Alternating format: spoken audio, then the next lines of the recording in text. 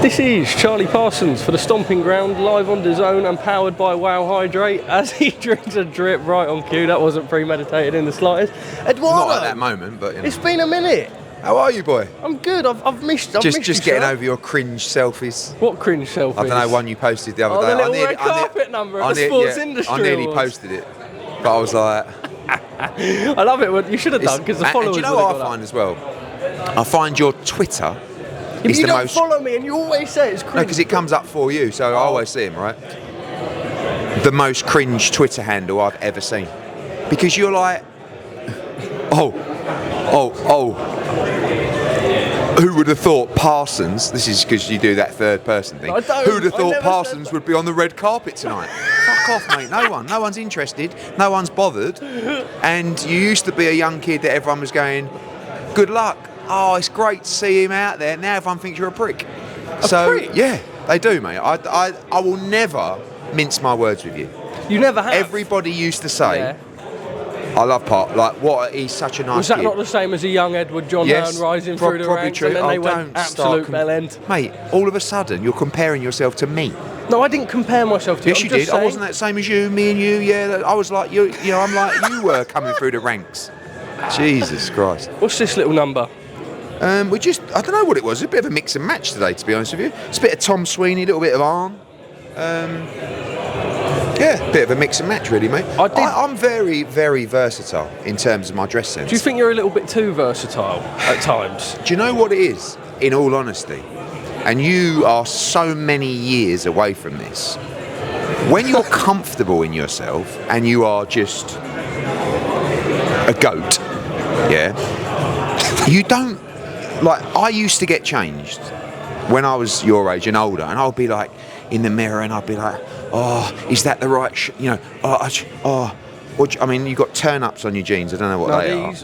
Awful. Serious numbers. Right? I could not care less. Right? You could. To the point where I wear stuff, I know that sometimes people probably look at me and go, what is he wearing? But I don't care, because... like, in my mind, I'm just unbelievable. So, like, that's why, you know, I used to just dress so smart, didn't I, all the time. Like, same thing all the time, suits. Now, I'm in the Arn, like, tailored almost like tracksuit bottoms, put a jeans on, pair of Jordans. And, you know, some people will say, why is he wearing that? But I don't see it like that. I don't. Do you really think that I should say to myself, oh, I'm 44. You really shouldn't wear a pair of Jordans? No, I respect it. I've always given you say, props. Edward, you're 44. Sometimes it's a bit rascal. Yeah, but it doesn't matter if it's rascal. Okay, well, on the topic of Jordans, I remember in Australia, and you've never worn them since because I had your absolute life. You wore these absolutely baggy jeans that were horrendous, worse than what you said these were. They weren't the best. They were jeans, and they were really baggy with a pair of faux. They weren't baggy. They were baggy, and we've not seen the return. What happened? Did you just put and go? No, but too far? I have, like... My clothes are everywhere, right? Yeah. They're in the office, they're in the changing room, at home, whatever. So I don't, like, I couldn't list you things that I've got. I just pick things up and put it on. Thus these. Like, I'm wearing a pair of trainers with, like, tailored chinos with a Tom Sweeney shirt. Yeah, but it's like, it just works. Because when you have an aura around you, everything works. That's the difference. How does one acquire an aura? How does one acquire an aura? That actually is a good question. Success, confidence, the biggest, right? But success can just be that confidence and belief in yourself, right? Experience, knowledge, ability. So I failed at the ability. Sparkle. That's aura. And that's what I have. I have an aura. And how many of those do I tick? I mean, probably borderline for one. I don't know which one it is, but no, I think that you're look. It's the thought that an counts, aura. Right? I'll probably look back. But an aura, I'll be honest with you, yeah? You have got a very, very, very small aura. Because you are doing well. Development. Right? No, but you're doing well. And when you do well, you just carry yourself differently. So sometimes you'll meet a fighter that might come into my office or we'll have a meeting and they've just got something about them. And that's an aura. And an aura is very powerful. And an aura is real and an aura is special. And if someone is special and someone is talented, they will have that aura about them. That word is used a lot. When I first met Anthony Joshua, came in, he had like when I met Katie Taylor in the office, unbelievable aura about her, like as if to say, Jesus, I would never bet against her. And an aura is just something that comes through, again, confidence, knowledge, experience, belief, success, ability, but more importantly, the ability to walk into a room and say to yourself, and I don't want to sound arrogant, I'm the fucking nuts. I am the fucking nuts. I'm the best to do it, and you'll fucking know it. That's how I walk into a room, right or wrong. But I don't try and convince myself of that. I truly believe it. And with that comes an aura of confidence and invincibility to say, come, you know I'm better than anyone. So when people go at me, I go, I don't give a fuck, because you ain't on my level, mate. Not on my level, not in my league. You can't lace my boots. Right or wrong, that's the confidence and that's the aura that is built through success, timing, and most importantly, experience and knowledge, and of course, ability. Well, on the topic of lacing boots and everything, what mad 12 hours, because I'm lying in bed, couldn't sleep at 1 a.m, all of a sudden I get a little ping. Mike Coppinger's now reported that Ryan Garcia has failed a drugs test for ostering. Then you've got Gervonta Tank Davis calling you a bum and a silver spoon and how it's been hidden. Sure What's going on? I mean, firstly, when you say hidden, I mean, the first thing is, let's just address Gervonta Davis, who is a fucking idiot sometimes. Idiot. I mean, firstly, what is this thing about deleting your tweets? You got something to say. Why would you delete it? I don't really understand. What? You can't stand by what you said?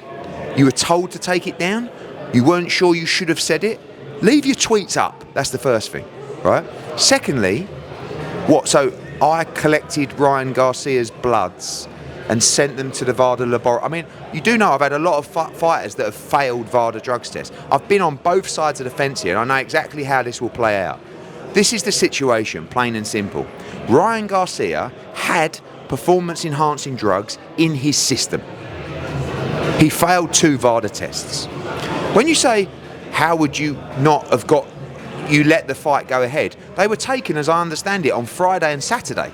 They've got to be sent to the laboratory in Salt Lake City. They've then got to get tested. It takes anywhere between like 4 and 10 days, I believe, to test the samples. So that's ridiculous, right? Now, as we know in this situation, because I've been there so many times before, guilty until proven innocent, unfortunately, right? Now, I'm not standing here now saying Ryan Garcia is a drug cheat, he should be banned from life, blah, blah, blah. All I'm saying is, the facts we know are he had performance-enhancing drugs in his system when he fought Devin Haney. Now, how they got there is over to him and Golden Boy. Because for 2 years, I've had these questions about Conor Benn. And Conor Benn was in a boat where he had to go through 3 hearings, go through so many processes. And I'll tell you what, I hope that Ryan and I hope that Oscar De La Hoya and Golden Boy have the resilience to deal with what is coming. Because you have got to go out now and prove to the New York State Athletic Commission that you somehow didn't know this was being ingested, or how it was ingested, or how it was contaminated. And again, you won't get from me, because I believe everybody deserves an opportunity to have that hearing. But right now, as I say, and this is how boxing works, you are guilty until you are proven innocent. And that's the unfortunate situation. So I don't know anything about, hardly know Ryan Garcia. What I know is he's failed 2 drug tests, and unfortunately for him, he's going to have to prove his innocence.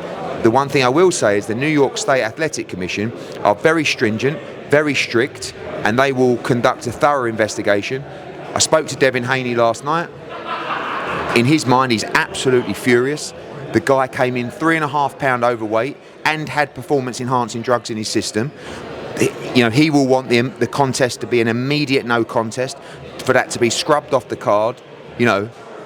But we'll see what happens. And you know, if you're Devin right now, because again, regardless of Ryan's innocence or guilt in this situation, he had performance-enhancing drugs in his system when he fought Devin Haney, and he came in 3.5 pound over. If you're Devin Haney right now, you're thinking, "Fuck me, you can't. I've been screwed." So you're fuming, yeah. I understand Devin's point, but Ryan deserves and has to be allowed that opportunity to, you know, prove his innocence. rattle through some quick ones because I know we are pressed for time. Oscar De La Hoya, this close to Saul, as close as we are now, on some madness with a script. Canelo's gone and stuck it on it. Canelo looks pissed, like he's not having it last night. He'll really? smash it. He'll chin him. He wouldn't hesitate to chin him. I think he'd love to, but that's a very, very bitter relationship. You know, you heard Sal's comments, which are damning and horrific for Golden Boy, but they are what they are. Oscar feels that he's responsible for Sal's success. You know, I disagree. I'm sure they did some good and bad stuff in there, but Sal is the fighter. You know, from 16 years of age, from humble beginnings, just built the most incredible career. Of course, you know, I know both, and I'll back Sal every day because he is one of the real great guys at boxing. Trust me when I say. And he is, you know, he would have your back every day of the week.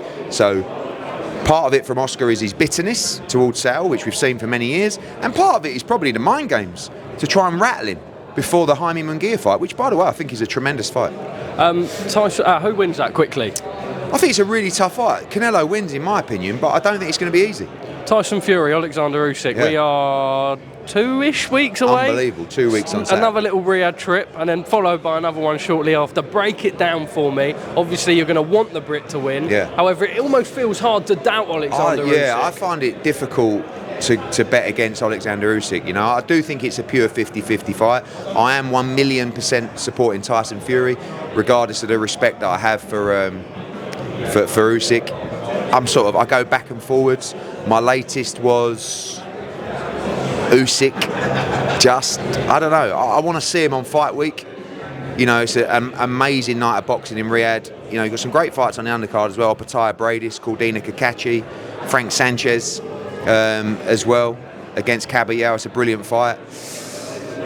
Yeah, I'm going to pick Fury. I'm going to pick Fury because I just want to get those vibes going. But it's going to be a very, very difficult fight. One of them fights where everyone's going to change their mind leading into it. Lastly, we are here in Birmingham. I was quite surprised when I saw the press conference announced Edward in the whole card here. Yeah. But it's a great little card, actually. Are we going to get Pushgate again with Cameron Vong and Jordan Flynn? I mean, look, June 22nd in Birmingham. Brilliant night of boxing. I mean, Tyler Denny against Felix Cash, great fight. Tough fight for Felix to come back to in Tyler's backyard. Conor Walker against Lewis Crocker, absolute banger of a welterweight fight. Cameron Vong, of course, against Jordan Flynn. Emma Dolan against Shannon Ryan, great fight as well. So many stars on the undercard: Hamza Uddin, Muhammad Ali, Ibrahim Suleiman. There's a resurgence for boxing in the Midlands right now, there really is, and we're going to do a massive crowd here. And I'm looking forward to this show. I think it's a really good night of boxing, mixed in between so much madness. I mean, you got Subriel Matias against Liam Paro in Puerto Rico, obviously coming off the back of Bivol Beterbiev on the 1st of June with a 5v5. Then you've got here in Birmingham. Then you go to Phoenix for Estrada against Bam. And then you go into July, which is obviously Boots coming up, big announcement this week. A UK show to be announced shortly. And then August 3rd, you're over in Los Angeles. Like right now, you look at Fury Usyk, that's the undisputed heavyweight world championship of the world. And it's 2 weeks away because it's bundled in with so much amazing stuff. And this is going to be a great night of boxing in Birmingham. Edward, lovely to catch up. Final message to the people? Just stay with it.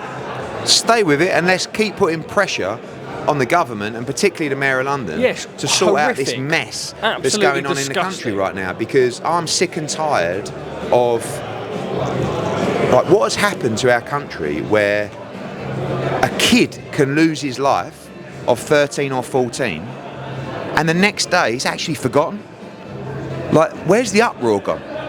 Where is the compassion gone from people to say this young boy has walked to go to the train station to go to school, and someone has roamed the streets with a machete or a samurai sword, stabbed 4 or 5 people and killed a 14-year-old boy in the street?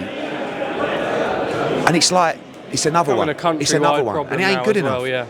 Because we have to somehow make sure that people are fearful of carrying weapons, and more importantly, fearful of the consequences. We need immediate penalties and sentencing for people carrying weapons. Immediately. Like, it can't be harsh enough. There is no excuse. The fact that people can even get hold of these 5 years, knives. 10 years, 15, 20 years. People say, oh, that's harsh. No. If you're walking on a street with a knife, you can't do it. It can't be seen as something that's just the norm. They have to do something now and make sure people are fearful of carrying weapons. We've got to stop and find a way. You've got to build the infrastructure for the youth to make sure they're respectful through boxing, through sport, through education. But most importantly, you've got to solve the problem now. That's something that we can use to make sure that not the next generation, but people coming through in the next few years do have better opportunities, do have a better mindset. You've got to act now, and the only way to do it is to impose those penalties. Anyway, that was random, but I'm sick and tired of just waking up every morning and saying, what is going on in this country? Scandalous. Edward, thank you very much for your time.